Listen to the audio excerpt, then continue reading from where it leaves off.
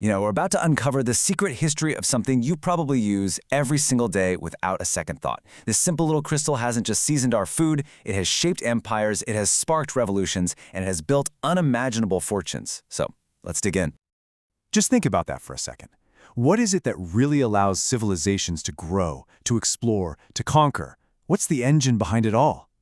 Yep, salt. It seems almost crazy, right? This unassuming stuff is the quiet hero of our entire story. It's the unseen force that built the world as we know it, and we're going to get into exactly how. Okay, so picture this. Long before refrigerators, humanity had this one massive, constant problem. How do you stop your food from going bad? Well, the answer was salt. It was the absolute key to preservation. It let people store food for winter, it let them feed giant armies on the march, and it made it possible for sailors to cross huge oceans. Seriously, without salt, the age of exploration probably wouldn't have even happened. I mean, this quote from a 16th century Spanish official just says it all, doesn't it? If you were out at sea, salt wasn't some fancy seasoning.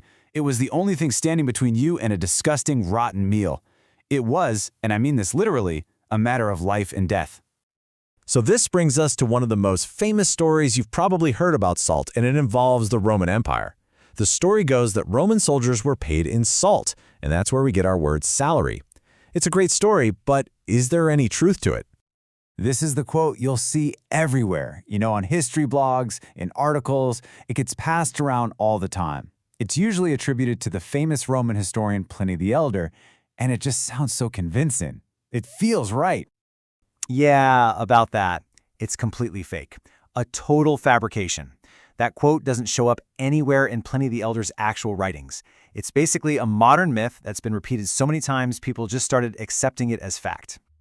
So here's what was really going on. The word salary does come from the Latin word salarium, which is definitely related to salt, the Latin word for salt, but the salarium wasn't a payment of salt. It was a stipend, an allowance of money. Now, they probably used that money to buy essentials, and that would have included salt, which was a big deal and controlled by the state, but they were not lining up to get paid in bags of salt. I mean, can you imagine the logistics of that? And this is the real proof of salt's value to Rome. It was a strategic resource. They built huge pieces of infrastructure, like the Via Salaria, the salt road, specifically to transport it. Salt was vital for preserving food for the entire city, for the legions, and the government controlled it and taxed it. Its value wasn't as pocket money. Its value was at the very core of the empire's economy. Okay, so from Roman logistics, let's jump forward in time and across the globe to medieval West Africa. Because here, salt wasn't just a strategic commodity, it was literally traded as if it was gold. We're looking at the Mali Empire in the 14th century, led by the legendary ruler Mansa Musa. Now, his empire was in the perfect spot to control the massive trade routes crisscrossing the Sahara Desert. Way up in the north, you had these giant salt mines, and way down south, you had these incredibly rich gold fields. And the trade itself was just beautiful in its simplicity.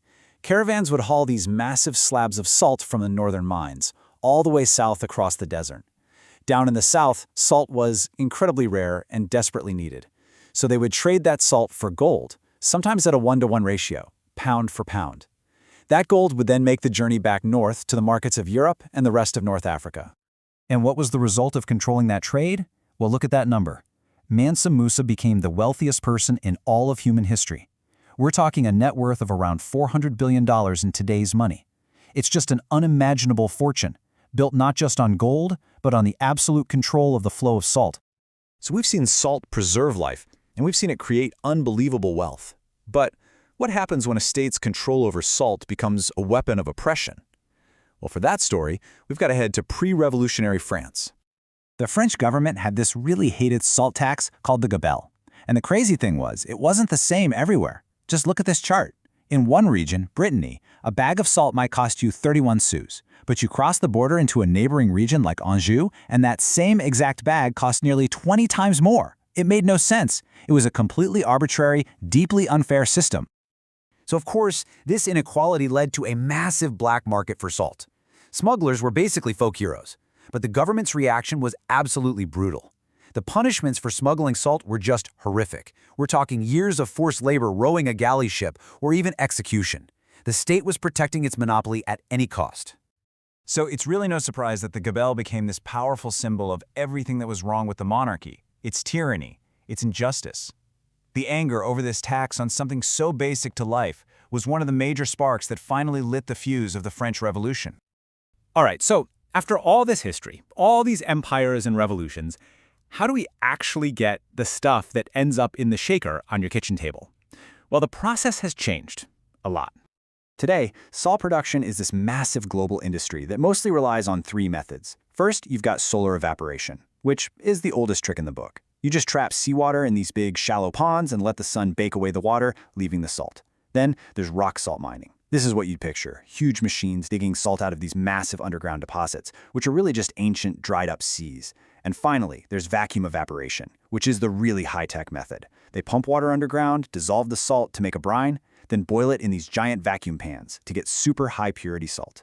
It's a world away from camels carrying slabs of it across the desert, but the result is the same mineral that literally built our world.